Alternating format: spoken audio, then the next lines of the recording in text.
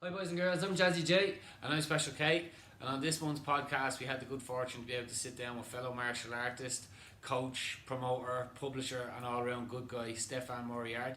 With very special thanks to Steph and the team for 5th Degree Magazine for sponsoring this episode. We really appreciate it. Wax on, right hand. Thanks very much for coming on our show today, it's great to see you. Thanks for having me. How was lockdown? It was grand, I suppose. Once there's not another one, we'd be grand. Yeah, tell me about flu season coming. Hopefully there's not another one now. So Steph, we'd like to ask a few questions like we normally do on our show, and we'd like to ask you, how did you originally get into martial arts and what styles did you start with? Cool, yeah, so I started martial arts about 33 years ago. Wanted to do martial arts for years, since as far as I can remember, and pretty small as a kid, pretty still small now to be honest, but my mum at the time said it wouldn't happen, and I don't think there was really very many clubs around at the time anyway, so it's probably like, heading for maybe 12 or 13, and I was kind of old enough then to kind of make my own decisions on what would happen. And there was a taekwondo club had started in Loughlin Sound Leisure Centre, because I wanted to do martial arts for years, and I said we give that a go. And my brother-in-law at the time was doing it, and my sister's other half was doing it as well, and so they said, why don't you come up and give it a go? So went up, done the first class. Obviously, as a kid, probably shy, didn't really know what to make of it at the start. Done the next class, and I remember at the time then there was a Korean master who was teaching Master Park at the time, and he had said, why don't you hang back and do the rest of the training as well? So there was a junior class, I think, which was maybe under 15 years, and then there was an adult class which was a bit more kind of serious at the time, because we're going back to the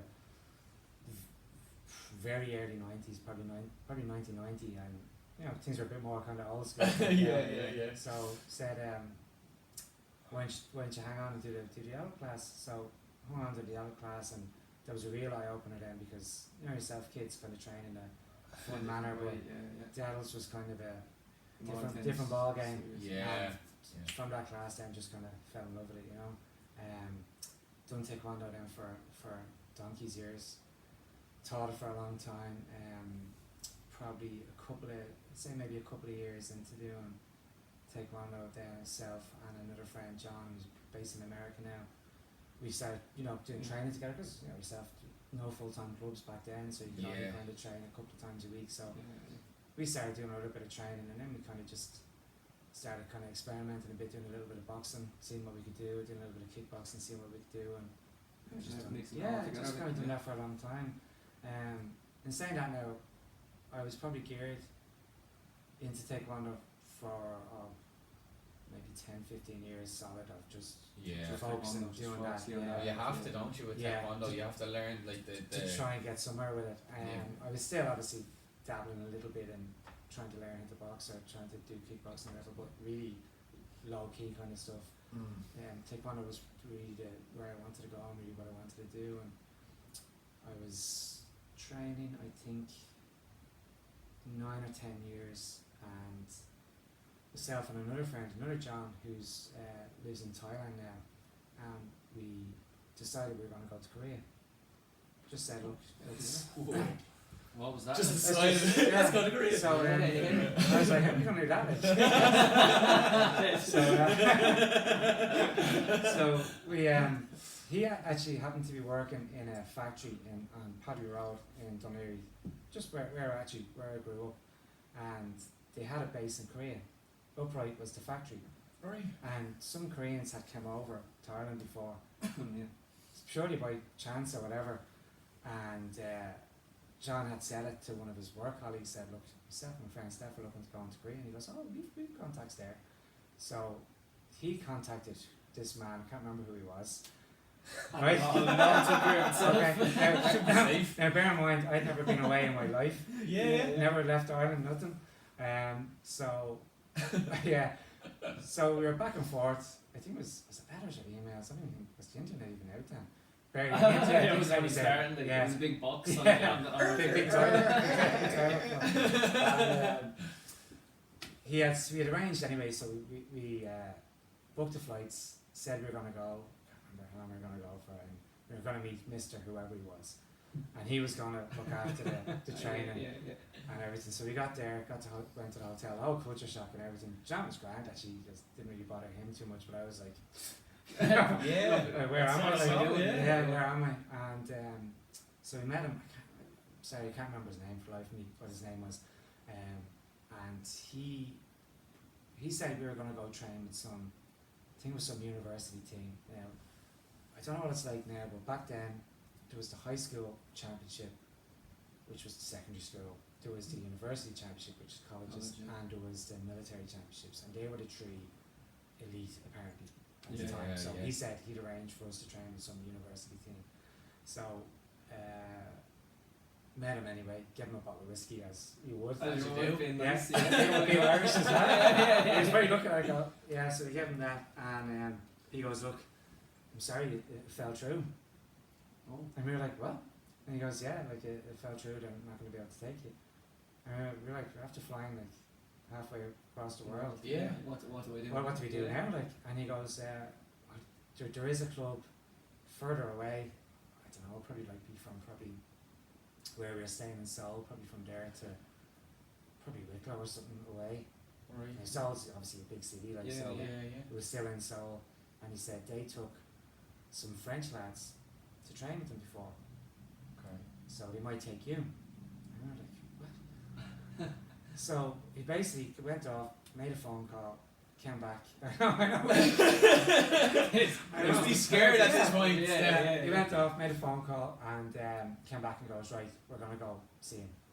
So we hopped into his car again. I think it was 20 or something at the time. Yeah. Not knowing where we're going. I'm nervous enough as it was. This was a day or two, haven't slept, haven't done anything, jet lag, everything. Day or two later, we arrive at this club. And man goes, no. We see him straight out. Didn't even understand much Korean at the time, he just said, no, straight out. But he said, there is a lad who might do it. So we went to this other club. And we went in, literally went in, they went into their office, had a little bit of a chat. Came out to us and said, do you have uniforms? And we went, yeah. And he goes, put them on. He'll start trying into that. Said, start right now. Deadly. Started right now, gave us a bit of a test. He says, okay. He says, yeah, I'll take you. Let us try. So, again, we were just, carrying our bags, like, just in the middle of nowhere. Then got us a kind of a cheap hotel around the corner. Said, this is the local shop, you can get your food or whatever here. Said, this is the club. Back here at 5 o'clock. That's it. It was starting now and you're trying that's to how it later. started. Yeah, we were there stuff. for a good while. We went in. It's funny because like talking about this, people think you'd be having them on a bit and laughing about it, or adding bits to it. But it's like it's real as anything. Like, cause we got there and the grandmaster came. His son was a world champion, and they didn't want us training with the Koreans because we were foreigners and just didn't want any tension. And the impression I got was he didn't think we were on their level. That's the impression I got of him. But we trained with his son Kung Jae. We trained with him for 5 minutes, and he just threw the pads on the ground. Went into his dad, who was the grandmaster at the time, and was saying they're coming in here. Like, there's no. Straight away. They're coming in here straight away. So we were training with the lads. To start, there was a bit of tension because their sport, their thing. Yeah. In a new environment and everything. Yeah. So there was a bit of tension. We started sparring straight away, and very kind of in two minds what we were going to do. Like, do we try and hold our own here and gain a bit of respect, or if we don't and we let them walk all over us, we get no respect either. Yeah. So we said, right, we'll try and give them a bit of a go anyway, just to show that we're here to train. So we done that. What did that look like, Steph? That was mad because we done that. We done so many rounds, whatever. They sat us down straight away, and then Kung Jae, who was probably the head instructor, bar his father, like. Yeah. And he sat us all down. I just kind of like, here we go, like we're gonna try and get an example made out of us. Yeah. But he took 2 lads off the mat, and I mean, he kicked the 2 lads around the place. Now I thought it was going to be, as in, you just kind of know your place kind of thing, Right. and this is what we can really do. But it wasn't, because myself and John at the time, we had no problem handling the lads there, which was great. Yeah. What Yeah. he said was, we didn't really, like, we knew a few words in Korean, didn't know like conversations or anything. Yeah. And he said, they don't have any respect. So they don't have respect for you, they don't be in the club anymore. Threw them out. His own members out. Deadly. Yeah. So like for someone to do that for 2 lads that he only met like 20 minutes ago really meant a lot, and that kind of gave me a great indication of how it was kind of go from there on in. Yeah, well, probably wanted to train there after. Yeah, we kind of knew like that. He knew we were there to train. Like we weren't there just for a holiday or just for tours. We wanted to learn and obviously compete or do whatever we could. And he was 100% on for it as well. Met the 2 lads then at his uncle's wedding. We were invited to his uncle's wedding. What? Right, this is What a story. yeah, his uncle's wedding, and it was in the Korean Air Force. Right, all people going around in uniforms. Yeah. Stefan shot back up. 2 Irish shots walking up, and they stopped straight away, and they just gave us a look. And now all of a sudden, like this head pops around. I goes, no, come on in. And I was in, but we met the 2 lads that were initially in the club. A couple of weeks later, and they kept following me around and bowing to me all the time. And I was like, what's going on here? And then when she goes, they want your acknowledgement to say that they're sorry, like, for what happened in the club. And I was like, I was like, yeah, like, no hassle, no hard really. feelings. No hard feelings with me. He goes, no. He says, you decided to come back or not? I don't, you did. So, by bowing to them, obviously, was enough to let them back into the club or whatever. Like, so, that's where I went. Sorry, I went off and went a bit there. No, that's great, Steph. You know, that's success. Yeah, so we there, done a little bit of Kumdo as well, which was the Korean form of Kendo, and a little bit of boxing as well. There for ages, that obviously kept my passion with Taekwondo the way I kind of wanted it, you know. Then after that, a couple of years later, I went to America, and I wanted to kind of pursue other styles a bit, because I dabbled a little bit in kickboxing and boxing and stuff. I said, I really need to push it a bit, you know, because, you know, I don't know if it's just me. You know, when you start the martial art, or maybe it's you're a bit naive because you're younger or whatever, but I find when you start a martial art, you always think that's complete martial art, don't you? At the start. At the start. Yeah. And there's a period of time there where you think, this is it, all. like, yeah, nothing else exists apart from this. And then you kind of have a little bit of loyalty to it as well. You find you have a bit of loyalty to it, and not the fact that my style is better than yours or anything, but you'll always go back. It's where it's kind of like a homey martial art. it's something where you kind of started, like, so even though I had that with the Taekwondo experience, I kind of knew in the back of my mind I needed to kind of venture out a bit. So my cousin wrestled in America and stuff like that, so he said, come over there. Went over there, trained over there as well. That was kind of my first eye-opener into what MMA was like. We all knew about it because it started in the 90s, but like there was really Nothing. Yeah, it was years ahead. It was an idea really at the time. Yeah, because I remember even sitting with my cousin in the room, and we were watching some UFC DVD, or sorry, not DVDs. What was back then? Videos. DVDs. That's a video. You weren't even back. Yeah. You weren't up there yet. And we're like, we know about it. I didn't even see much tapes or anything of it. Like, so that was kind of the first taste of that, and first taste of MMA. Got to do a lot more kickboxing, kind of a lot the grappling side of things. I got a good introduction to, but it wasn't really for a good few years after that till I started really kind of honing in on the rest of the styles. Yeah. Probably was in America in 2001, which is 21 years ago, so I was only 5 at the time. So if only, yeah. So yeah, it wasn't until probably 2005, 2006 then I kind of really said, right, if I'm gonna put this together, I have to kind of get a bit more serious about it. So I started like learning Brazilian Jiu-Jitsu then as well. Got a good links with a club in town, Cogro at the time, Cogro MMA. So we kind of cross training with them. Where else? I'm just sorry, the year, not about years, just fly by. No, trying to backtrack. So co-pro then as well. What do we have then after that? Then purely by chance, who's a really good friend of mine now, James Clark. He's in based in Minnesota in America, and I had a club, full-time club in Kilcool for a couple of years, and after so many years of dabbling with the grappling kind of side of things, I said, right, we're going to try and start an MMA program.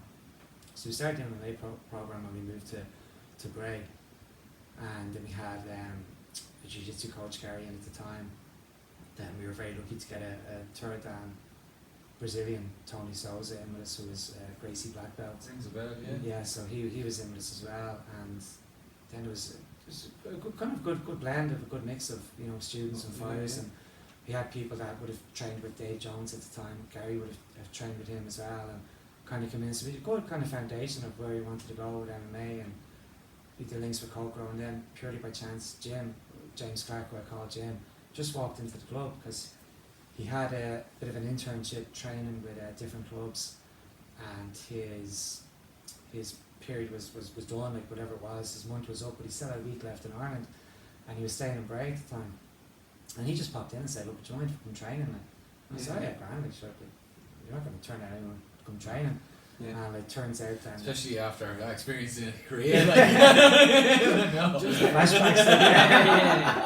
So Jim arrived in and trained with us one night. Anyway, I don't know what class we were doing, and just got chatting away. And he was like so many wrestling matches under his belt, and like his world records and everything, and most amount of sit-ups and let's check him out anyway. Yeah, we definitely will. And so we just kind of clicked. You know, we just kind of clicked with certain people, and he done a seminar down with us as well. He done a wrestling seminar, and we said, look, we'll stay in touch, and you know, hopefully we can try and create some sort of a link between the clubs. And so we did, but just ourselves, just through the years.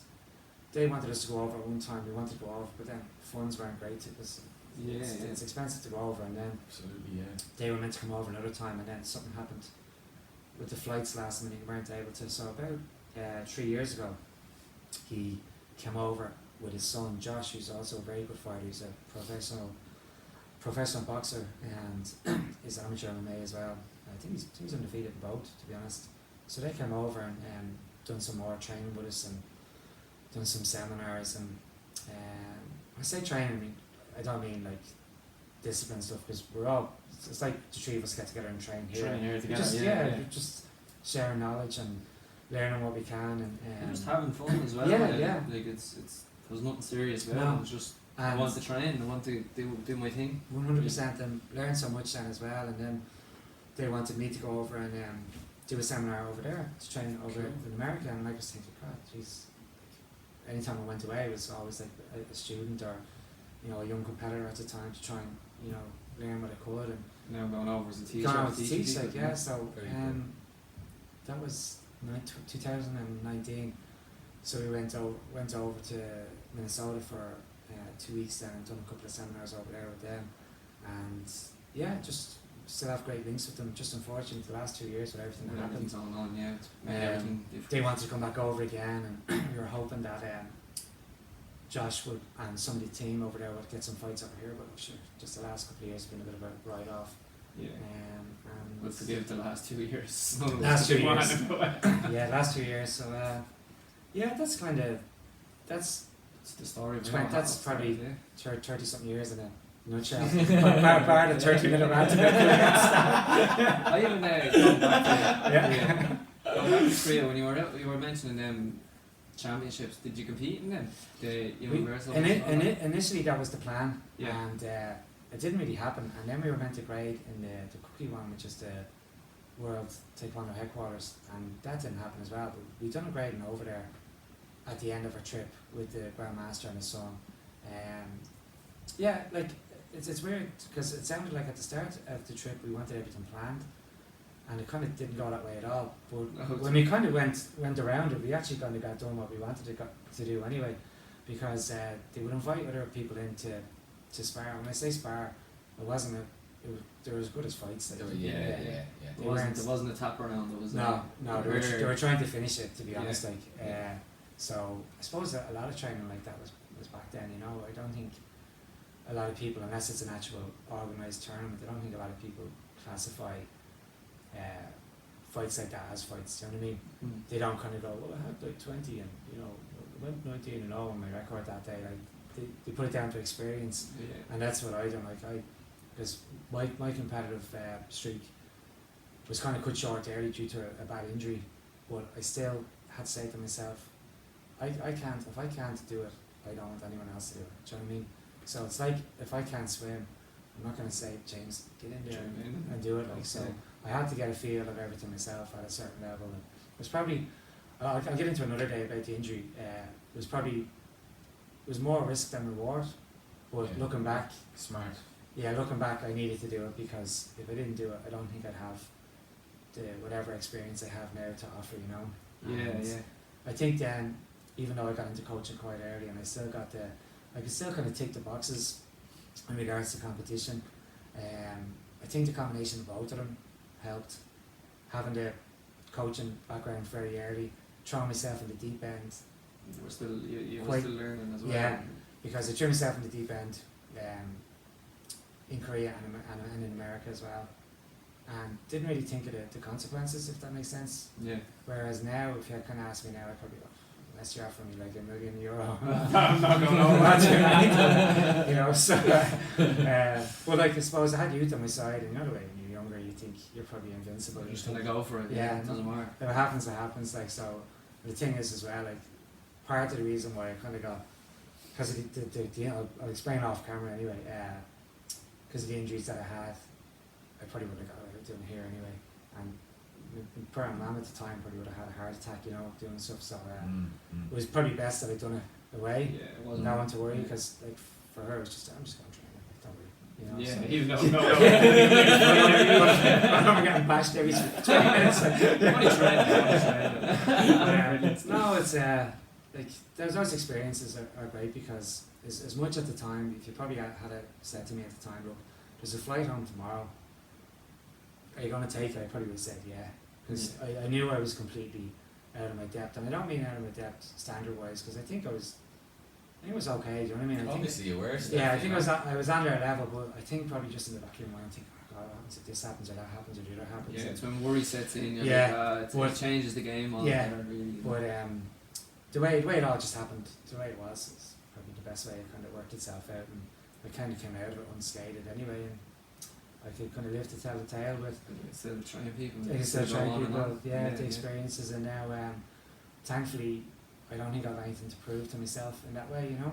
I think we can all better ourselves, or we can all set ourselves goals and targets, and you know, obviously it's good to be ambitious, but I don't think that kind of young eagerness to try and prove myself that I could fight, I don't think I need to do it anymore, you know. So You I know you the can play. That's all that matters. yeah, I let the students who left me there. Yeah. I'll stand at the other side going, you're doing great. Johnny, it's just as good as a feeling, I find, Stefan. I don't know if you feel the same, but like, you know, seeing somebody else like that you've trained come on that couldn't kick, to coming on to doing well, or even just handling a loss really well, or winning a belt or winning a trophy or a tournament or whatever. I get as much buzz, if not a little bit more, from watching that happen as I ever did for myself. Yeah. And I had a coach as well. I had a few coaches over the years, but I had one coach that said, you know, only a person that can fight can choose not to fight. So it's interesting that you would say that, you know, that you don't have anything to prove to yourself, because if you did have something to prove to yourself, you probably wouldn't have that level of wisdom and awareness. Yeah. But the fact that you can fight, it's like, I'm choosing not to fight, because only a person that can fight can choose not to fight. If a person can fight, you know, and they say, I'm going to cross the road because I don't want any trouble with them, they're not really, they're doing that out of fear, not really out of, you know, wisdom. Out of knowledge, Yeah. I think, you know, coming back in the plane and stuff like that from both trips, even though I was young at the time, and I probably still wanted to compete after it and stuff like that, but I kind of had that bit of knowledge going to go, well, like, you've done that now, like, so you've kind of, you said yourself you're going to do it, like, and not raining on everybody else's parade, but like, I don't think, at the time, I don't think there was many that kind of wanted to jump in that way, you know, especially like. Not many. No, Stefan, Not many that's probably been replicated before or no, since. but, like one minute we were just training in the hall, like, you know, next time we're going, you know, we're just going to go. And then it was the same. I was just sitting there one day going, I'm going to America and I'm just going to go try it and see what happens. And look, it's amazing though when you put your mind to it. You do it. Like, you know? And I think if that little bit of, and I'd be first to say, of course, I was afraid in lots of ways. Like when I went to and apart from just the worry of getting further worse injured or worse injuries or anything like that, everybody is scared in different ways. Like, you know, it's just a matter of being able to channel it and focus it. And once you know you have that scales, once it doesn't go too much and everything else falls apart. But at the same time, the same thing happens if you're too cocky. Yeah, you know, if you're too cocky.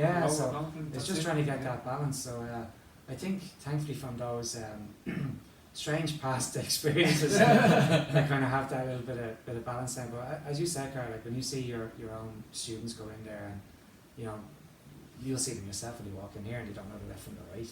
And then you're holding pads and they're boxing you in the face and then they get their first fight, and then all of a sudden you're like, they're not bad, you know? And then a couple of fights later, and they start to get a few wins or losses. It doesn't really matter what way it goes. It's all experience. That's it. And you learn a lot more from a loss as well than you do from a win. Like definitely. You know. And just as you said as well, you know, with the being able to kind of see what experiences you get, or you know, from their wins, or how they handle themselves after a win or loss.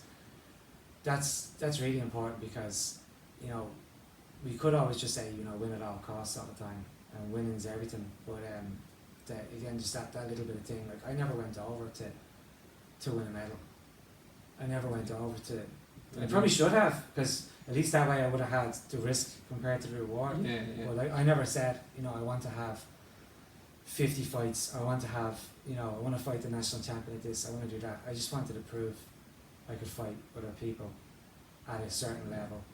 At their own zone, you know what I mean?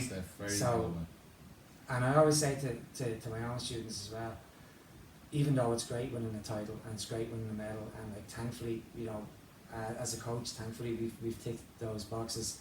But I always say, like, if you could go into this room here, okay, against one person, and just fight that one person, and no one knew about it, and there was no medals, there was no trophies, there was no social media, but you knew that that's what you needed to do to be a better martial artist, would you do it? Yeah, that's, you know, that's all, and that's what I tried to say, because the medal is kind of that knowledge that you picked up from it. Like, you know? So like, I'm quite like, I'm very grateful that I came away with that experience in both different continents, but I didn't come away with medals, or I didn't come away with belts or anything. And a couple of years ago, if probably had asked me that, I probably would have been a bit annoyed over it, because, you know, you throw yourself into it, like, you know, like James said, you've got to make fights, Carl, you've got to make fights, well, and you're thinking, God, if I have 50 fights there, and like, I don't really have much to show from it, but you've everything to show from it, you know, because like, you're going to bring the medals, you're going to carry the medals around with you. Forever, exactly, you know, but what you have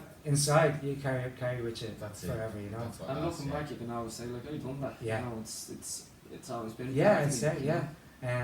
Like a belt doesn't show that. Like, no. You know, it's just realistically, a belt goes back to your room. Yeah. However, if you defend it, happy days. Yeah. You know, it's a bit of spotlight for a while, but yeah. at the end of it all can't fight forever. So No. I'd rather learn the knowledge and keep all that rather than. And plus, you don't remember much fighting. No, it's like that much. That was terrible. Whereas when you're on the other side of the box, you remember everything. You're able to say, yeah. And like 20 seconds into the round, and you caught them with that quick, and they were like, what kick? It must have been a true kick. And like, you go home after they gone, did I have a fight, or how many fights did I have? Yeah. That's a great philosophy, Steph. Yeah, brilliant. Yeah, so It was all over like that. Yeah, hopefully I can I don't know. I'm sure there's plenty of ways we can still learn, and even when I'm teaching, and I'm still kind of an open book. You know, I think everybody probably does it in a way. I use my students as a template for myself, because when I see them move in a certain way, everybody has their own way of doing things. There's a right way, of course, but everybody has their unique way of doing things. Absolutely. And then if I see them moving a certain way, I go, maybe if they tried it this way, how would it go? And that kind of keeps my brain ticking over.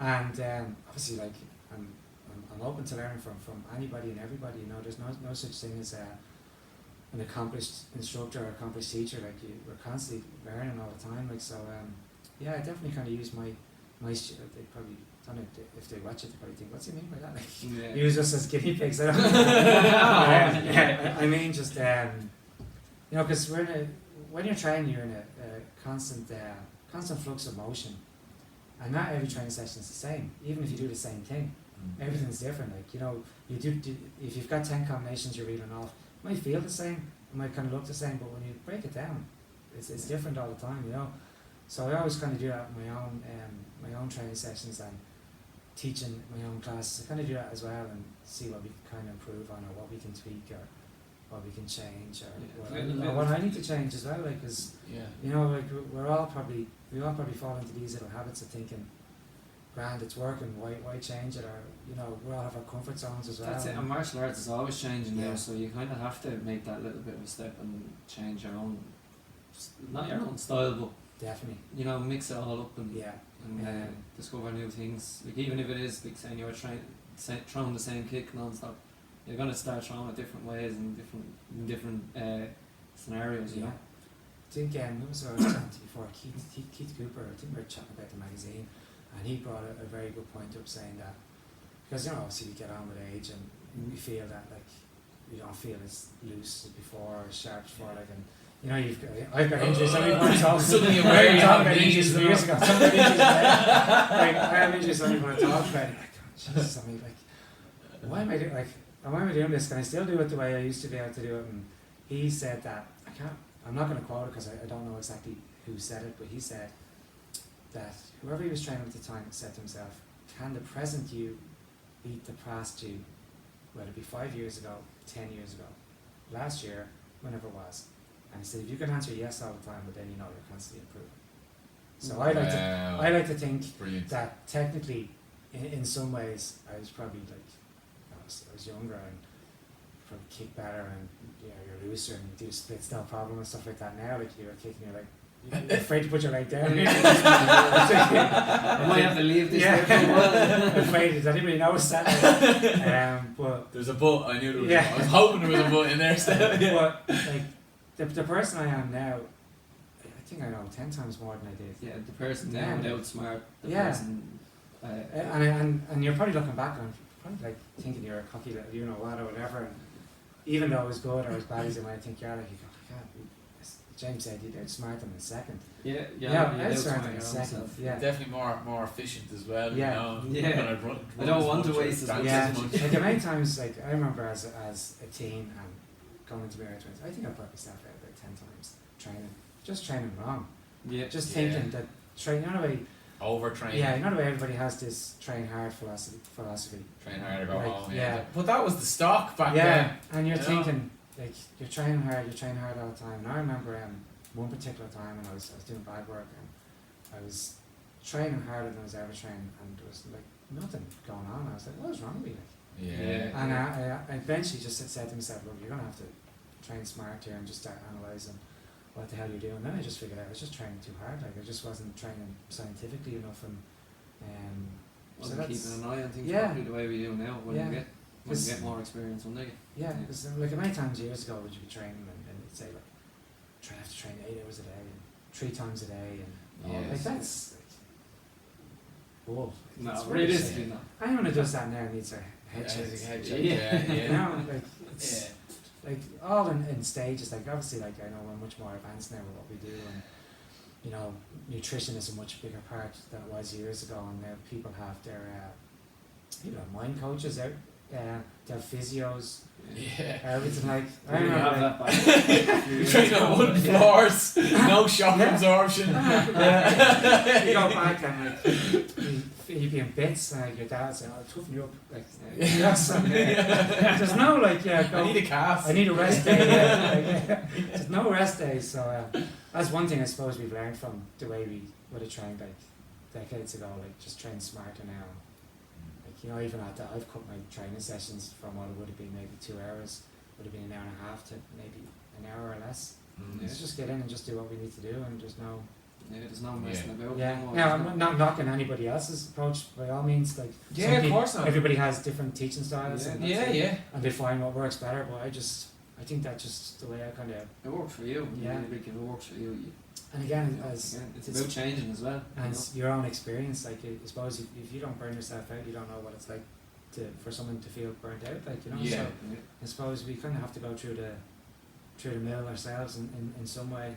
That's it. We're the original guinea pigs. Yeah. Steph. Yeah. I feel so too. I mean, like, like that. Would have had a lot of coaches, surely like yourself, Steph, as well. Like, you know, that only had like the hammer in their Yeah. toolbox. Yeah. Every problem's a nail. We're gonna Yeah. fix it with that. But as you say, scientifically now you can train 2 or 3 times a week hard like that, but then your body has to rest. There's nothing else it can do except rest. Or you can do a little bit every day, and at the end of a year, you know, me doing a little bit every day lightly versus you doing 3 hard sessions a week, at the end of the year I'm going to have so much more training done than you, so much more knowledge, so much more technical prowess and stuff like Yeah, that ability. So absolutely. I would definitely recommend that style to coaching, Steph as well, myself as well. But like that, you only learn that when you go through But it. there's one major word that we never use as part of your training regime, and that's rest. Yeah, We never did. Like, we just Never thought, heard like, yeah, just train. The more you train, the better you get. yeah. You have to recover. Yeah. Like, you have to recover. Like, so, Yeah. Yeah, you have to listen to the body Yeah. sometimes, you know. rather than trying to push through it all the time. So.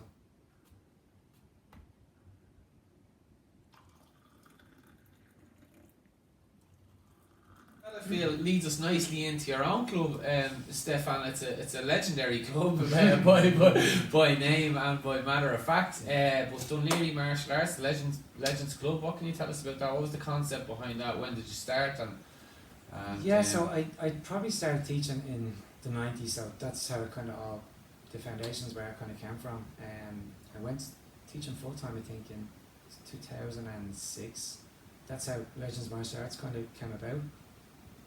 Initially, we were teaching just different styles at the time, and as I said earlier, we were kind of gearing towards kind of getting an MMA program together and stuff. So unfortunately we moved around quite a bit. Like, we were kind of like the Shamrock Rovers of martial arts. Like, we didn't have like a proper base. as such. We did, but like I moved for a number of reasons. Mainly was to try and better ourselves or upgrade the club if it needed. And then there was also just like I'll be 100% honest and say it, there was also 1 or 2 stages where when the club was probably at its lowest points, and I was trying to move just to keep the club stable or keep it afloat. Yeah, So we're all like there, yeah, so I'm not ashamed to say that either. It's just, again, we went through it, so which is great, so we can come out the other end of it. And we were in Braden for a long time, and I stopped for a couple of months in 2017, and I stopped just to reflect on what I was doing, because I was teaching for so long, and I just felt in me that something wasn't right, and I didn't know what it was, the way I was teaching, whether it was me physically or mentally or whatever it was. So I just said, look, I'm just going to step back here for a couple of months. So I stepped back, and I'm originally from Dunleary anyway, so I was teaching all around Wicklow and all that kind of stuff. Now, not saying anything went wrong, it didn't, it was great, we got great support and stuff. So it just, something in the back of my mind was saying, why don't you start teaching back in Dunleary again where you started, like, so. So after a couple of months break, I started teaching back in Dunleary, but in Sallynoggin in Dunleary, and I said, just keep it going, because still had the same kind of group of, we had the regulars, their core group, so we still had the core group, so just said, look, just start teaching again for the fun of it, and just see how it goes. So done that, had a place in Sallynoggin, as I said, and then the reason Dunleary Martial Arts is on it is because we were so well known around Bray and Wicklow at the time. I had to try and flip it somehow, because everybody was still thinking we were in Bray or in Wicklow or something. So I just said, just Dunleary Martial Arts, or someone said, "Can you tell me about martial arts in Dunleary?" And I just flipped it. So, just robbed it off. So it's simple and easy. So I just said, you understood it. So like Legends was kind of like, I thought that name was kind of mad, because we were just myself and friend Nicky at the time. I think friend Ian was there as well. And we were just throwing a few names around, because we were close to opening back in 2006, we didn't have a name, and she said, what about Legends Martial Arts? And we were just like, yeah, Grant, yeah. It's great. Yeah, didn't even think about it, and it's only after I was thinking about it, going, why did I pick that? Like, I wish I had a cool story to tell I her. don't have it just kind of happened. So we got the name, and then latter years, then obviously when we moved back to Dunleary, I said, look, we need to kind of put a bit of a stamp on it here. So we said we'd call ourselves Dunleary Martial Arts, and when I say call ourselves Dunleary Martial Arts, I want to try and say that our dojo or dojang or school or whatever you want to call it, that's Dunleary Martial Arts, if you know what I mean.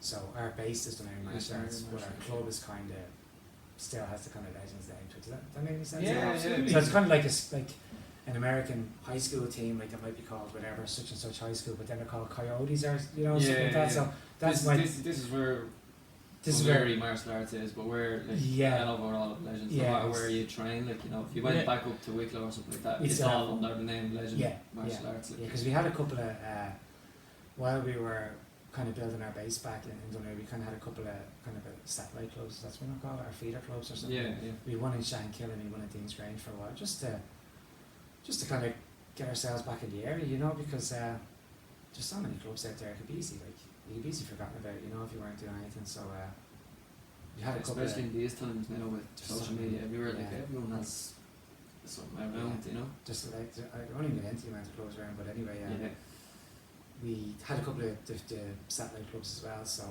eventually, we just kind of all just landed back into where we are in now. Like, and it's thankfully it's going great. We have in that little time I had to reflect. I kind of as a traditional, and I'll say a traditional martial artist, I've kind of gone full circle. I didn't want to teach traditionally anymore as such, because I just didn't think kids nowadays will do it the way we want to do it. Because even when the Korean and my own instructor Noel and stuff like that, when we were training, it was very, very regimental, and everything was drilled. And I know all traditional martial arts were like that, and kids' attention spans just aren't the same as they were years ago. And trying to get kids to stand for that particular amount of time, it's not going to happen. So I kind of said, right, we need to make it fun for them, but not overboard fun that they're just going for the crack and they're not learning. Absolutely. So we said we try and come across with this type of martial arts program now. It's unique to us, but it's not. Everybody has their own way of teaching it. So we done that, and that's just gone from strength to strength. Thankfully, it's we've got a load of different kids groups. We have our adults group building back up now as well. We teach everything that's on the t-shirt there, if you can zoom in. Zoom in there in a second. It should pop up on the screen. And so like we had a little exhibition for the kids only 2 weeks ago. Brilliant. And while the weather was still half decent, we had it in the green there just around the corner from us in Dunleary. I think we got maybe 50 kids or something taking part in it. Most of them was their first hint of competition, and we wanted to kind of do it in a relaxed environment that they wouldn't be nervous, or they wouldn't be too apprehensive of what was going on. Now, of course, there's a few that's you're going to get it. There's always overwhelmed by what's happening, parents watching and stuff like that. Because I remember early competitions when I started off, and no matter where it was, you thought you were a Rocky film or something, didn't you? You thought you were getting killed here, like if it wasn't. It was the worst thing in the world when you were forced down it, and then you're like, it wasn't that bad. I always hated it though. Still, I can distinctly remember every time being in the back room and all with like the lads from the club or whatever that we were in fighting at the time, and all of them like, I can't wait to go out there and fight and like knock his head off, and I'd be like, me either. I'm fucking terrified inside. I remember even. Do you remember the Occam Street ones years ago with Pat White when he started them? I think he started them in the 80s. Probably. I know you did all with me, Carl, so you should remember. But anyway, we went to a couple of those times because we were officially a WTF club, like the Olympic style. There wasn't really many around, competition was very few and far between, and we went into a few of the all-stars ones, just to mix it up against the karate clubs or Laogar Kung Fu or the ITF Taekwondo. It was great all of them coming together. They were brilliant. You could learn off each other, and it was totally different things to look at. Yeah, it was something like you'd see in Best of the Best, or that was great. It was a deadly show. Yeah. And but as you said with the fear factor now, like you'd be sitting there and you'd be like, oh, please no, I'm not gonna say. Yeah. And then you'd be like, they done it by height. Do you remember they done it by height? There's no weight. Even though I was small, like I'm 10 now, like I was tiny then, like, and you're still looking at lads. Yeah, like, fella, the same size you, but yeah, that with weight. that weight. And you're like, please be nearly 10 or 11 o'clock because I have to get the bus home and I won't be able to go home. Yeah. So, but like, I wanted to try and get rid of that fear for kids that, like, even like family members as well, like, cause like, the 80s and 90s were a much kind of tougher period. I don't know, like, maybe I'm wrong in saying this, but there was no like, if your feelings were hurt, your feelings were hurt. You know what I mean? There was no Participation. yeah, there was no questioning things or making things soft for people. Like, you're doing it and that's it. Like, you're doing it or you're not doing it. So kids nowadays, not saying that all kids are soft, far from it, you know, but just I thought there was a better way of getting them in, you know. Yeah, absolutely. And there is stuff. easing I them couldn't into- agree more, Yeah, man. and competition, like competition is not for everybody, you know. Some people just want to be pure martial artists. Totally agree. Some people just want to be a competitor and love the buzz of competition. So I was thinking, right, this is a way of getting them onto the mat to see what they like. And then, like, some of them have actually been asking us, when's the next competition? Now, I know others, when I say to them, say, you come into the next competition, they'd just like, you know, Yeah. that's okay. But Like, then we know, it like, could be coaches, Yeah, pad yeah. people, martial yeah, artists. because the worst thing is, like, you're dragging them into the competition, and you're thinking, just go in and do it, you'll be grand, you know, go in there and fight or whatever, and then they go in and fight and they leave, and you've lost a student who could, martial arts could change their life, Yeah. and you've changed theirs by kicking them into the competition. So, I'm saying that now, I'll probably still do that. You know, yeah. throw them in, but I'll It'll be different, controlled yeah. and safe. Yeah. Yeah. different perspective, try to throw them Yeah. in. So. And it's about like building their confidence as well, like, you know, getting them in there like that and saying, like, you are in the competition, say you've done it now, you know, you don't like it or not, but you can still study Yeah. martial arts without fighting. Yeah. You know? And so where can we find your club, Steph? Like, what can you tell us, like, where exactly are you based now? Where are we? So for anybody watching. Yeah, that- so anyone who's familiar with Dunleary will know where the People's Park is in Dunleary. Okay, Yeah, People's and Park. we're literally only about 100 metres around the corner from the People's Park. And do you have like a Facebook page Yeah, or anything, or an Instagram we Yeah, can find you? Facebook is Dunleary Martial Arts, and the Instagram I think is Legends Martial Arts, so we kind of tweak the two of them. Yeah. Great. Yeah, so they're the main platforms that we kind of use, and a lot of it's just word of mouth, which is probably the best way we yeah. find so too, yeah. Same as ourselves, Yeah. like people, you know, coming by looking and seeing what's going on in here Yeah. sometimes, and that's how we get more members sometimes, you know. Definitely. Yeah, so anybody watching, just give them a like or a follow out Thank in you. Dunleary that's on the fence maybe about, you know, where to start or always wanted to start and don't know where to begin. Check them out and give Stefan a message here and stuff like that. I promise you won't regret it. So okay, great, brilliant, right? So we now have Stefan's and Legends origin story there, which leads us nicely into. I don't even know if that was an origin story. It's good. Can I go back and was he watching a movie there? What was he talking about?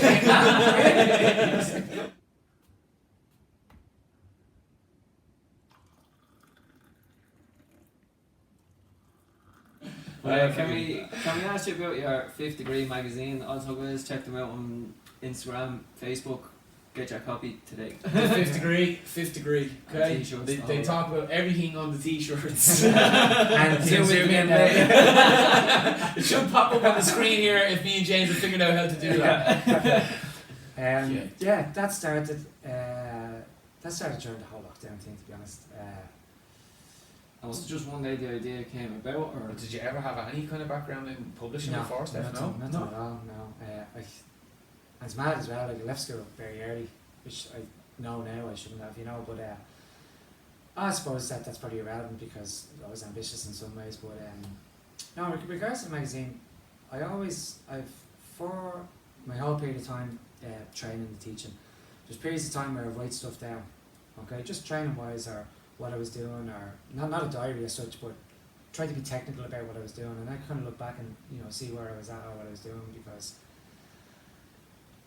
I didn't really have I kind of took over from my coach at the time, so I was only kind of learning in dribs and drabs, only when I was introduced with other people or anything, so I never really, after my whole period of time of becoming a black belt and all that kind of stuff, I never really had a coach as such. Now that sounds very disrespectful, I don't mean it that way, because I always look at Noel Reynolds as being my coach, which he was from day one, which is and I'd still class him as that. Shout out to Noel Yeah, Reynolds, Noel coach. Reynolds, yeah. Thank you, John Noel Reynolds. And just as time went by, I ended up taking over the original club, and we just kind of went from there. So I kind of used it as a bit of a scale of where I was at, and then I kind of had these aspirations that I might try and write a book about it, and I then looked back on what I was writing, and I was like, what are you talking about? I wouldn't do that now, like, where's that coming from? And then I was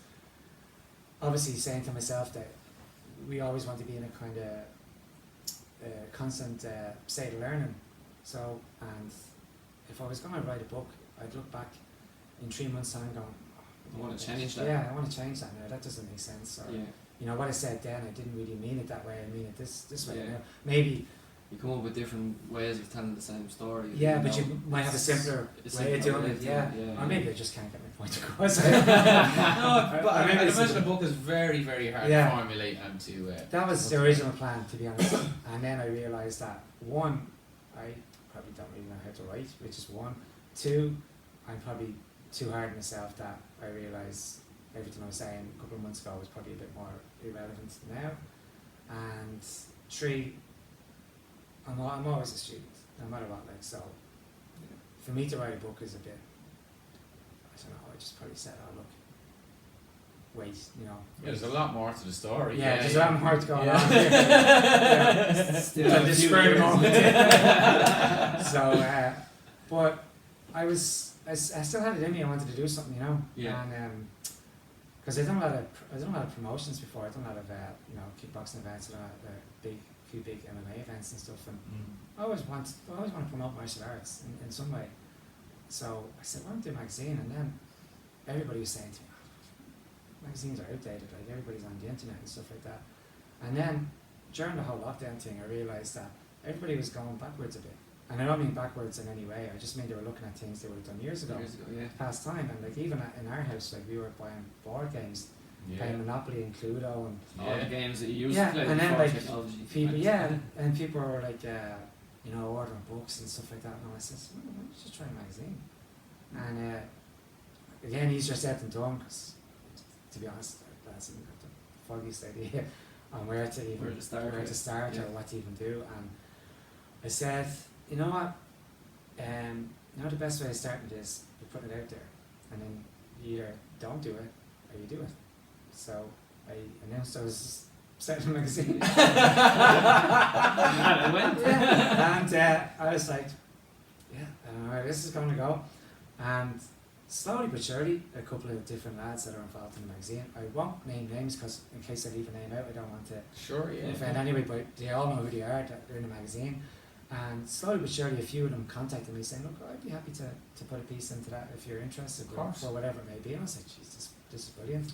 Then I was thinking, who else kind of likes to write, or who, it's not opinionated as such, but who has a background in different things. So I contacted a few others and just said, look, as you may or may not know, I'm trying to put a bit of a magazine together. Would you be interested in jumping aboard? And Lloyd said, yeah. I'd admit, a good few ignored me, to be honest, but look, it's going to be the way it is. The way it is, But it can't be perfect everywhere, but the response at the start was like brilliant. And then our links in America, I thought, how do we get this? Because Irish martial arts is huge, like there's no doubt about it. Like, it's getting bigger and bigger. It's brilliant, combat sports in Ireland probably hasn't been in a better place, in certain ways. But I wanted to kind of give it a bit of an international type of flair to it, because as much as we like reading about what such and such done in Cork or Belfast, whatever it is, we like to know what's going on elsewhere. So I contacted Jim in Minnesota and said, look, because Jim's a sports psychologist and he's a few different other things going on. I said, do you want to jump on board? He said, yeah. And then, as you can see in the top of the magazine, Trash Talk, just two mad lads from Minnesota. They're mental, the two of them. The good kind Damien and TJ, they have this Trash Talk thing. So what they do is they wanted to promote fighters in the Midwest in America. Yeah. And the same reason, they just thought like fighters don't really get the kind of bit of a push. Yeah, that They there can was definitely do it to Yeah, help, yeah. you know. yeah, so they came up with a podcast that they would interview fighters. So like if James has a fight, they contact you on and they ask you about your fights and Fair stuff play like to that. them. And like It's a they're great way mad. to do it. The Yeah. two lads are mental, like, but they're great, you know. And, It's an over 18. yeah, It's not on this podcast. Yeah, episode, if you but watch check it, out. it's very much over 18 in some ways. Yeah. So I just sent them a message and said, lads, do you want to jump on board as well, and they can have a trash talk column in it as well. So like what they do, they have rankings in MMA rankings in Minnesota, I think it's in Wisconsin as well, and maybe somewhere else, one or two of the other states. So they have a ranking system for their fighters over there, and they put the ranking system. I don't know if it's in that issue. It might be, it might not. But Yeah, we do. what's on it? No, but anyway, yeah, I'm not too sure. And they do reviews of the shows they have over there as well. So it gives fighters over there a bit of a boost when they need it. It's brilliant. Fair And play to them. the thing And it is is as very well. hard to get out there as well when you're starting off because it's just difficult. You're focused on training, you're focused on this, your diet, everything, keeping your weight Yeah. on track. And Yeah, it kind of gets away from you sometimes, but it's nice that you can get out there, buy that podcast and buy the magazine. yeah. I think you passed it, Carl. Yeah, I think you did. I think I did. I Yeah. was looking at the kickboxing. That's it there, yeah, that's Yeah. it there, yeah. And so between Damien, TJ, Jim Clark, who Oh yes, who you mentioned earlier, and Josh, his son, they do different columns and stuff like that as well. And what I like about that is, apart from giving us the international flair, they have a very high respect for martial arts in Ireland.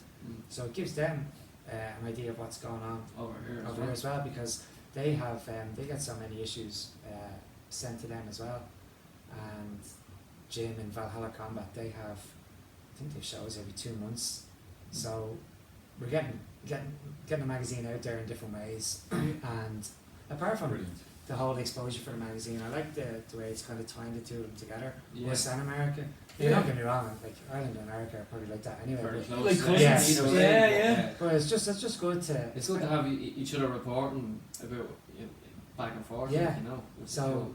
when they see about fighters and clubs and coaches and the scene here, and then we can kind of get an idea what's going on there as well. So It's creating attention for fighters over here being looked at by bigger promotions and traveling the world. yeah, because I think it might have been one in no, I think it was the magazine after that. Yeah. That was one of the reasons David McCarthy he does Let Way, the mental martial art, you know. Yeah, so if anybody at home doesn't know what that way is, it's basically Thai boxing but With bare headbutts. knuckle. Yeah, and headbutts as well. And Yeah. headbutts, sorry, yeah. yeah. I'm playing with the headbutts, yeah. And he said, yeah. And he's also mad. There's also yeah, mad. I'm seeing a pattern here. Yeah. Yeah. Not everybody in martial arts is mad. It goes hand in Although, hand. But he said, yeah, the exposure that, because it's in America as well. So he was hoping that some promoters in I wouldn't have America known that now, Steph. would see it. So Yeah. I don't know if Letway, if there's promotions in America, but you know yourself, like Josh fought on, what's the name of the show again? Don't forget, I'll come back to that. But that's a feeder show for the UFC. So Josh writes for the magazine as well. He also competes.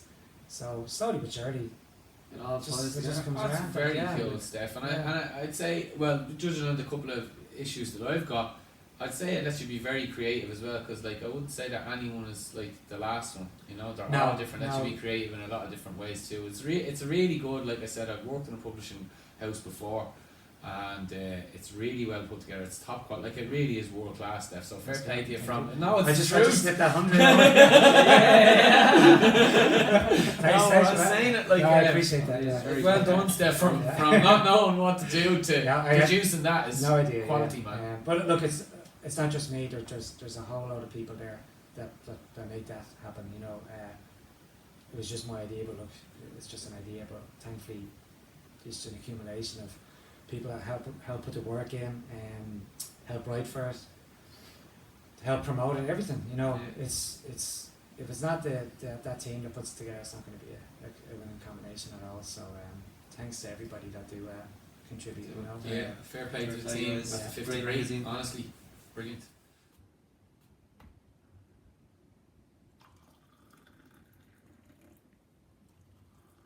So that ties very well into our next topic.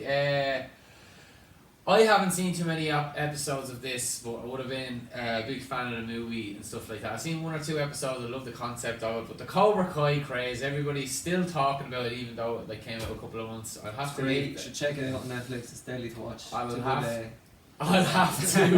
I'll have to let you talk about the bulk of it. All I know is Danielson and we'll keep it very brief. Yeah, about them. It's just and, more- It's It's Eagle more Fang. to the point. Why haven't you watched it? That's Yeah. oh yeah, I'll tell you off camera, Steph. Nearly got put on the spot. But what can you tell me about? If I never watched it before, you're trying to sell me on it. What should I know? It's a mad transition. Like Johnny's still stuck back in the 80s, like Yeah. with the fight with Danielson. What's wrong with that? Still, What's uh, wrong? It's No, a great time to be yeah, alive. yeah. It is a great time. It is. Music, the genre, the Films, styles, everything. films, Oh, everything. If you have Brilliant. watched it, you can see the difference between Danielson, who's moved on and became very successful, and he obviously kept studying martial arts till he became very good in business and so on and so on. Where Johnny probably just stopped because of his teacher and all that in the first Karate Kid, Yeah. and kind of just ruined all that for him, and he just went downhill and kept Yeah. going down and it Yeah, spiral, like, and then- Unfortunately, yeah. but then he ends up finding his love again for karate and sets his own club up. Yeah, And kind of by What- chance as well, isn't it? It What's was, the name of yeah. the club? What's the name of the club? He reopened Cobra Kai at the yeah. start, and then he had his teacher come back. Yeah, we're going to do a Yeah, spoiler yeah. alert here. Sorry. There's too many spoilers. James have to give away the whole show. Put in spoilers. We'll put that above the thing. Yeah, I can edit this. Yeah, but anyway, he sets up his own club away from Yeah. Cobra Kai called Eagle Fang. I love it. Martial I arts. love it. Which it was brilliant the way he done it. Really do check it out. It's in the third series. It's third season. It's brilliant, It's, yeah. Even Well, the way he announces the name of it was just Yeah. The brilliant. Eagle Fang. Just Eagle oh, Fang. man. I want to go to that dojo, I think what I like about it, they can still is the Karate Kid. I know, like from martial arts point of view, people will go, oh, it's the skill level's not great or whatever it is, but it captures what martial arts is about. Like the whole Yeah, Oh, film, absolutely. regardless of Stuff, what you yeah. think, and to a certain extent, they think they keep that going in certain ways, and I love the way they kind of interlink. They keep going back Yeah, and it's and back and back, and it's almost like it's kind of repeating itself in certain ways, but it's kind of the opposite way around as well. and the opposite way around at the same It's time. switching Danielson and Yeah, Johnny. and then they both have, Yeah. without ruining it, sorry, because I'm not going to ruin it. Like, We'll put spoiler Yeah, alerts on this, so if you they haven't both watched kind it, of have skip students this bit. that have similar backgrounds To them. to To them, them, yeah. and then in a way they kind of realise that they're not that different after all, So, but they are very different, but they're Crisscrossing. more alike than they actually Yeah. realise, So Yeah. I think that's what and the whole 80s team and like Johnny being still stuck Johnny with Johnny. the 80s, and they have, I think they throw a few 80s songs and everything to it as well, and Oh, that's a I the have to brilliant. watch cars this. and It's everything brilliant. that's said, It's- check this out. it is. Do check it out, Yeah. and again, skip this bit Yeah. if you don't want to keep going. Sorry, I got carried away there, guys. Cool. We'll skip over this now because we're going to ruin the whole series. Yeah, you won't for say more, yeah. But there is a new series coming out, and I can't wait for it. So check the first 3 out, and then the fourth one is soon to be on the way. I think it's New Year's or something, isn't it? Yeah, Yeah, New Year's, yeah. It's already been recorded. I presume it's just been edited and that sort of And if stuff. anybody else is living under a rock and just wants to binge watch with me one weekend, just give us a message and we'll get together and we'll hog and dazz it out. Yeah. Okay, right. Thanks, Steph. Thanks, Yeah. James. Right, No so Cobra Kai Craze on Netflix. All Catch it up up. there. Okay.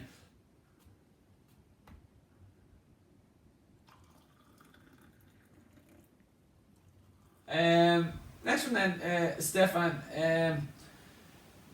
What would you say are kind of some of the core or true or whatever word you want to use of martial arts as opposed to like a fight? I know a lot of clubs or gyms or whatever be purely about fighting. And I know I would have trained in a couple of clubs, which I'm sure you would have, Steph, as well, purely about that as well. But martial arts code or martial arts philosophy.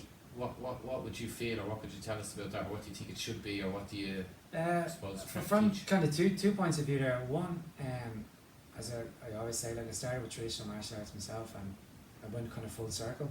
And for a while, I won't say kind of pushed the traditional side across a bit, because I just found that I was kind of looking at traditional martial arts in the wrong way, you know, and I was looking at the way that I was probably looking at what wouldn't work as opposed to what would work, if you get me. Yeah. So I know every martial art has things that you'll apply and will be applicable to certain scenarios, and then some that just aren't. You know, but they all have their place for whatever reasons, you know, Yeah, of course. in the training regimen. So I kind of, for a while, I was more kind of looking at mixed martial arts to think that, do you actually need traditional martial arts to do mixed martial arts? Okay, so I went for a while thinking, no, you didn't. That you could just purely bring someone in off the street, okay, teach them basic aspects of punching, kicking, clinch, grappling, whatever the story was, and that you didn't need traditional martial arts. Okay, so I probably would have been a bit vocal about it, stupidly enough at the time, like, and I don't know why, because I was just thinking, you don't need that stance, or you're not going to switch this way, or, you know, just silly things, just, you know, analysing it for the sake of analysing it. And then a student of mine, I won't say his name because he'd probably prefer if I didn't, because he's also mad. We're all mad. But, yeah. Mad in a good way. I would say that. But he's a high level black belt, okay? But he, for a good while, thought he was rushed into it, and was more rushed to get you to fight. Okay, and it was only when he actually said this that I actually realised that I was looking at things incorrectly, because he had said that although he competed in a few different styles, and he had said that although I know how to punch and kick and stuff like that, I don't really know how to punch and kick, because I didn't practice it like thousands of times over and over and over and over. And I was like, what do you mean?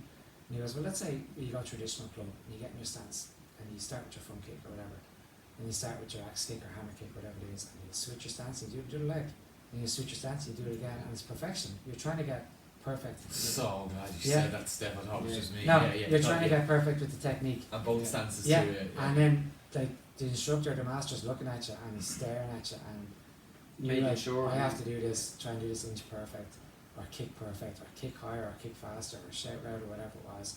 And not that I'd abandoned all that, but I kind of pushed it aside a little bit and looked at more of the We're mixing everything. Performance. yeah, maybe, yeah, yeah. just I don't need to do that, like, you know. I'm just going to do explosive movements Yeah. today. We're just going to do athletics today. Yeah, just you know, as we said with the whole, you know, bring them in, show them the basics of boxing, show them basics of kicking and stuff like that, and they'll be the complete martial artist, but they won't, because You need the foundation. you need foundations, yeah, and as my friend said, and student, he was saying that's where he feels he missed on, because he felt he was rushed into fighting and rushed into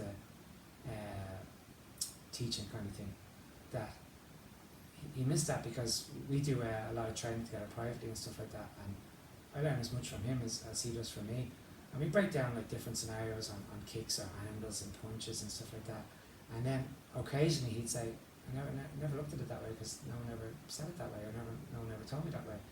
And if you're geared towards fighting all the time, you're not going to look at it that way either, aren't you? No. No, you're all you've one focus, and that's Yeah, the fight. so- you're not really looking at your techniques. Or how to carry it. There's so many things that you can touch on from that as well, like as regards how to carry yourself outside and how to go Yeah. on and to be a good person and to, Because, the philosophy. yeah, the fighting thing, like as much as a lot of it's bravado on telly and stuff, like, but a lot of times the attitude of the fighters is not actually what you want your students to be, you know.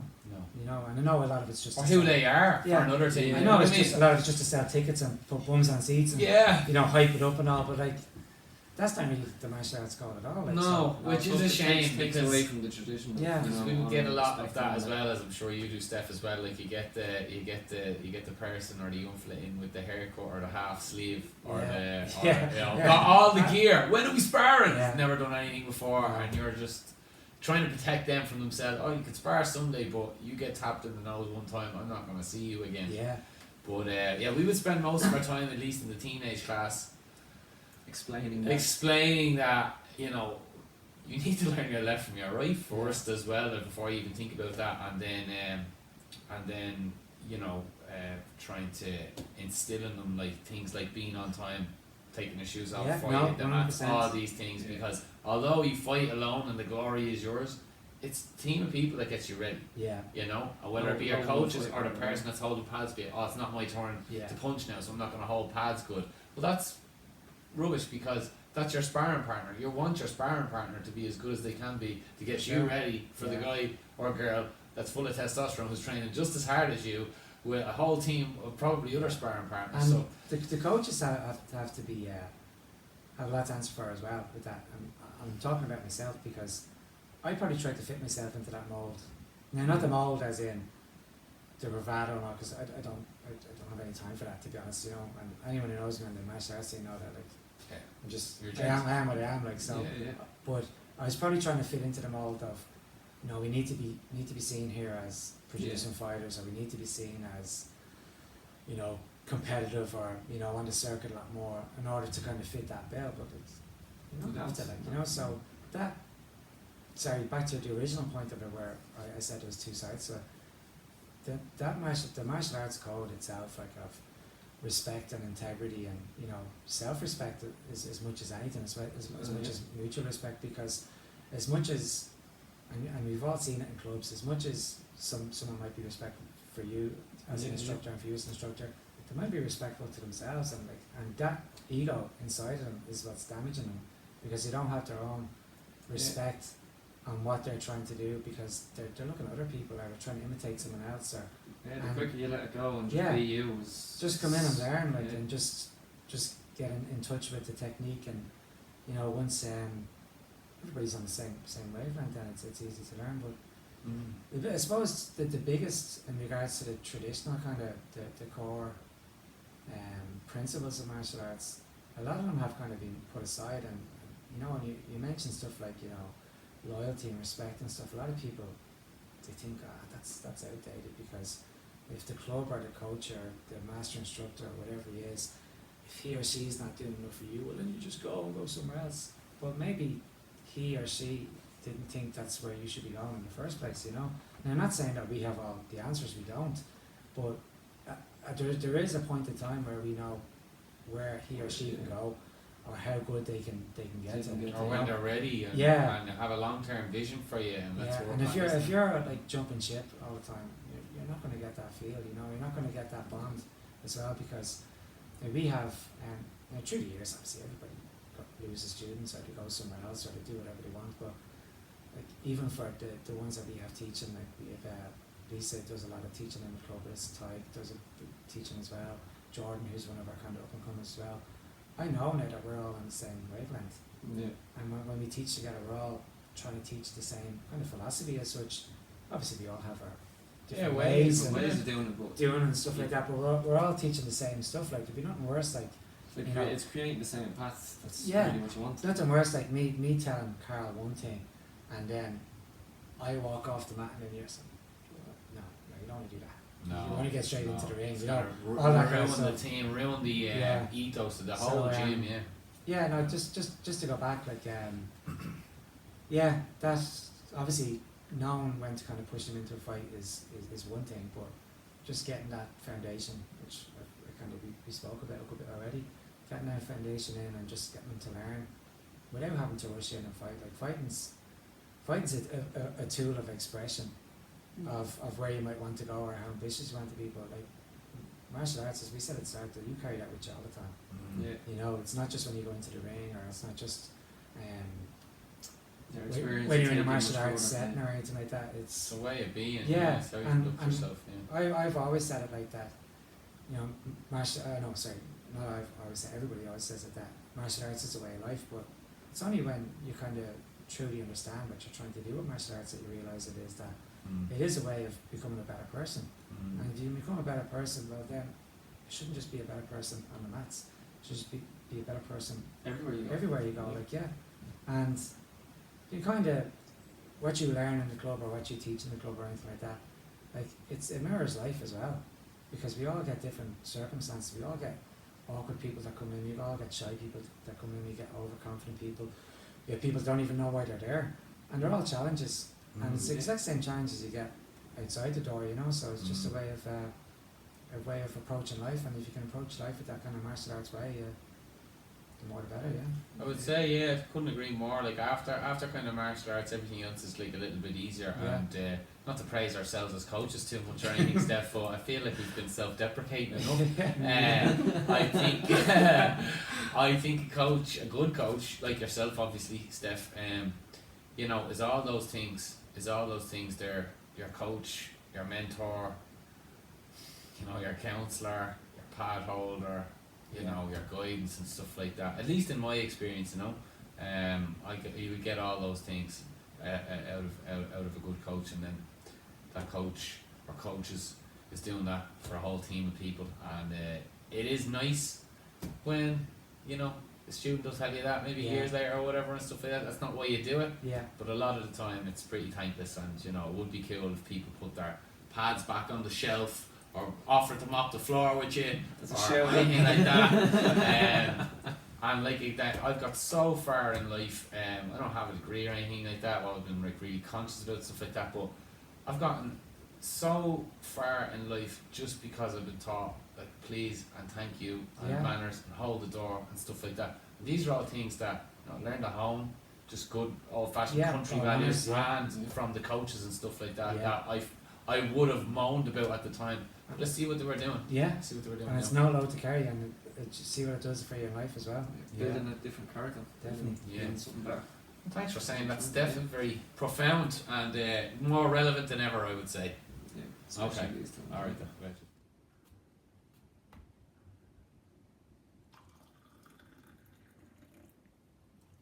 So that just brings us to just our last topic, I suppose, Steph. And all these topics are great. So between the 5th degree, Cobra Kai craze, martial arts versus fighting, your club, true values in martial arts, and just bring it to our last one.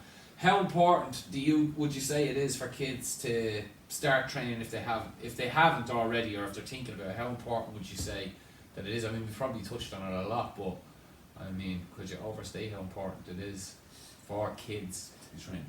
Yeah, I suppose it's a number of things really, isn't it? Like, apart from the physical development, it helps, you know, obviously, we have all different types of kids, all different sizes, all different shapes, different range of abilities, and you can see, as you said, you know, they come in, they don't know what's left and what's right, and just be able to build a coordination up, be able to just string things together, balance, flexibility, you know, improve their physical fitness, all these things, they're all the physical attributes that, you know, I think all kids need, because it's screens, it's too easy just to be sitting there. Now, I know the argument is any sport can give you that, but I think martial arts provides it in a different way, because we touch on so many different aspects of coaching, that gymnastics is all about movement and flexibility and balance and stuff like that, and then you've got hurling, which is all about hand-eye coordination, speed, and, you know,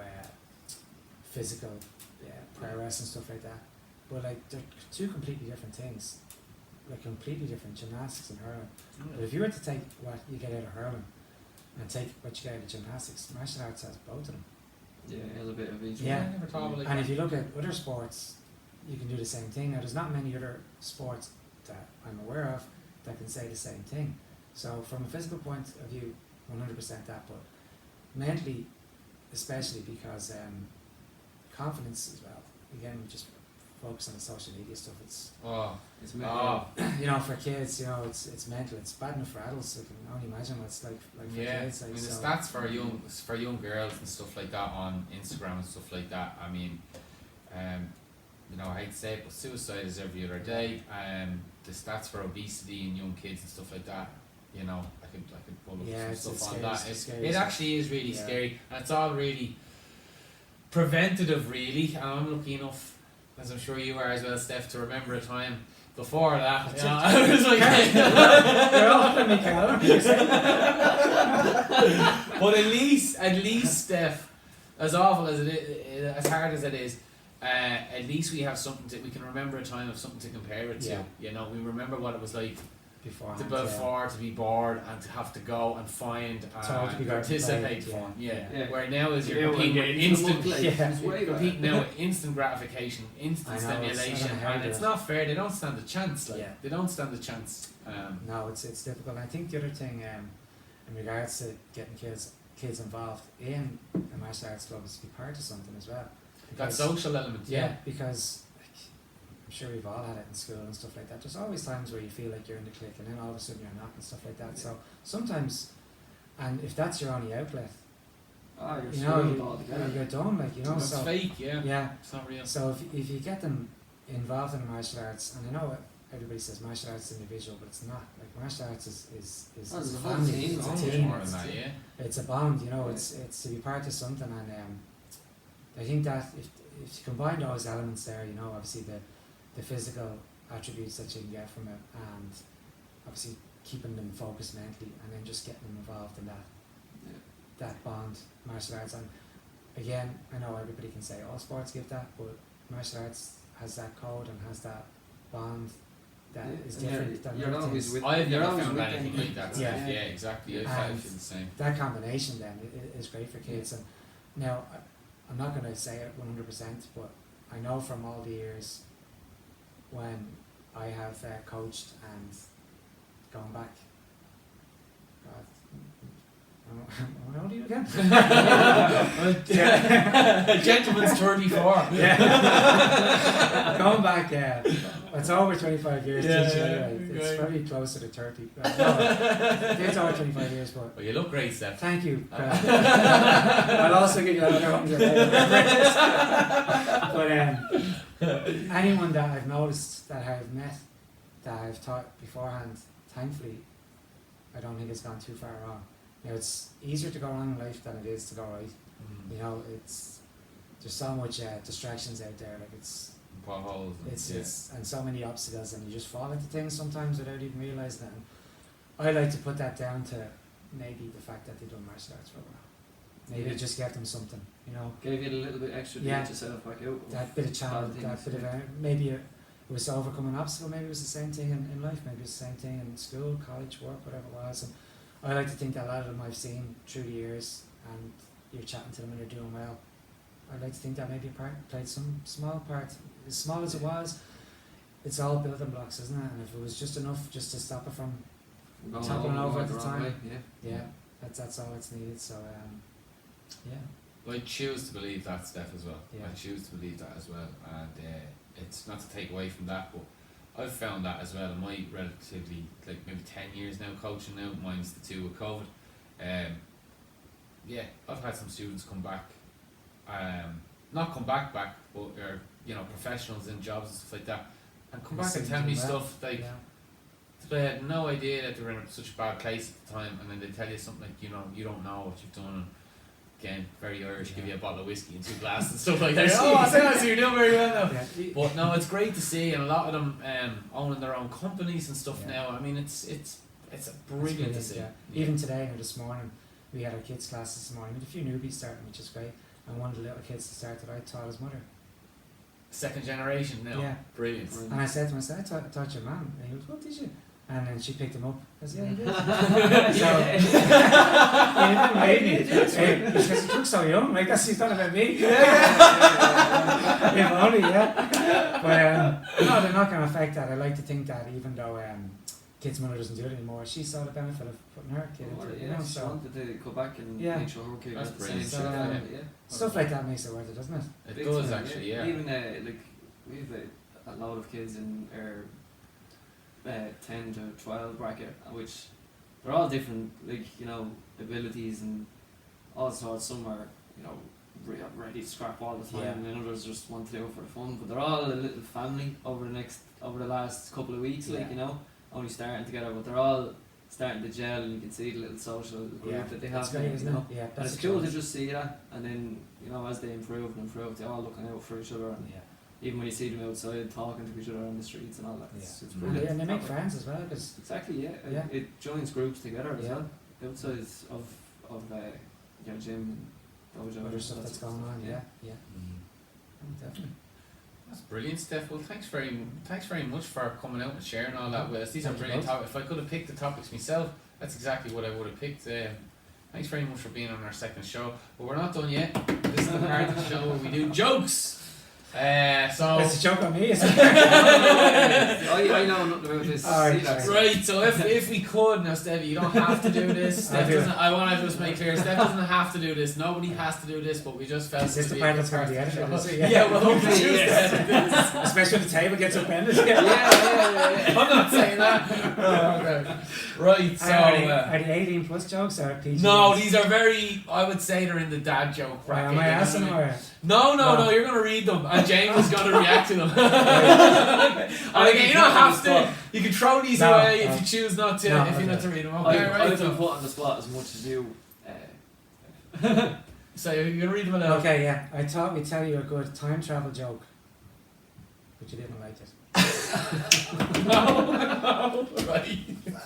Right, James, I'll give one to you. Yeah, is that okay? I read them as well. Yeah, well, I'll give one to you and one to Yeah. Steph, so we make this fair, okay? Yeah. Alright. Okay. Because they're all terrible.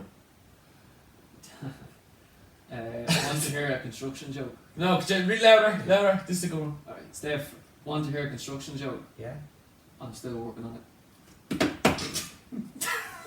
Okay. Maybe better, is it? They only get better. I hope so. That's actually alright in fairness, yeah. Thanks, they get better. Yeah. I got my friend a fridge for his birthday. I can't wait to see his face light up when he opens it. Oh! We're all getting this, guys. Yeah. Hey, This is the Jamie. kind of mad martial arts. Yeah. class. They have a Don't dad. get your kids involved in martial arts. Right, I went to a wedding where two That changed your It's all in the delivery, James. I mean, these are bad enough without. You read this one because this feels better. Okay, alright. Right. I went to a wedding where two satellite dishes got married. The ceremony wasn't great, but the reception was amazing. I should have been like this. I've only got what, 3 left, okay? Okay, yeah. Ready? Should it be like this? You ready for this, I don't Carl? think you're going to be like that for this one now. Why did the frog take a bus to work? Why? His car got towed away. Oh, stop. I says to the librarian, I says to him, do you have any books on paranoia? And he said, they're right behind you. That was really good. Are these your- I don't know who writes these. Yeah. These Scripts. You have to these get a are- script writer. These are put Did you get- professionally. Get a script into the magazine. Yeah. All right. Right. Thanks, Steph. Cheers, man. Yeah, I've already been sourced Yeah. for. Okay. No. Jazzy J, Special K, Okay. jokes at the Joke back. section. Okay. Ready? Yeah. Yeah, I'm ready for this one. Yeah. When I see lovers' names carved on a tree, I'm surprised how many people bring a knife on a date. There you go. Thought provoking, not just comedy yeah. here. Yeah. Just don't that's- carry that's- knives. Get That's into actually a martial scary arts. thought, to be Yeah. honest. Don't get into martial art. Don't carve your name on trees. That's a Netflix documentary. Ready to start? Yep. Yeah. Here we go. Oh, this is gold. This one. This is the finishing Well, joke. I- All right. Is this the one where I walk off? All right. This is one that vindicates all the others. Okay, that I wrote. Okay. Did you hear the one about people that robbed the bank naked? They got away with it because no one could remember their faces. Close. That is that. Tumbleweed. Give- All right. Give Carl. We'll the work on Yeah. these. We'll work on these, and maybe an idea might be, since everyone's a critic, to maybe send in jokes or something to the Rhino page, and if they're if they make the cut, we might read we might just read your joke out on comment online, underneath the video. you know, and help us. No, don't comment the joke underneath the video. That could go very. Oh, sorry, no, or- probably private message. Yeah. But that's it. Thanks very much, sincerely and honourably, to Stefan Moriarty of Legends Martial Arts Gym and the 5th Degree magazine. As I say, if you're interested in getting into martial arts, check them out on Facebook, Instagram, and other ways, and check out the 5th Degree magazine for all the latest and greatest on the Irish and American martial arts scene. You won't regret it. It's really great to have him here, and And so that's it. That's us for now. And thanks very much again, Steph. Thank all you. the best. Appreciate that. Thank you all. Been Alright. great. Thank you all from Red Alright. Rhino Radio, Jazzy J and Special K, and we'll see you next time.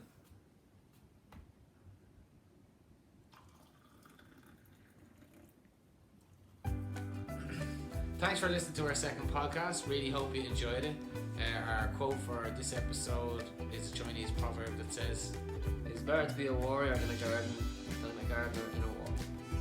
So that's it for our second episode, folks. Don't forget to like and subscribe to our YouTube channel, and we'll see you then next time. so until then, hoorah.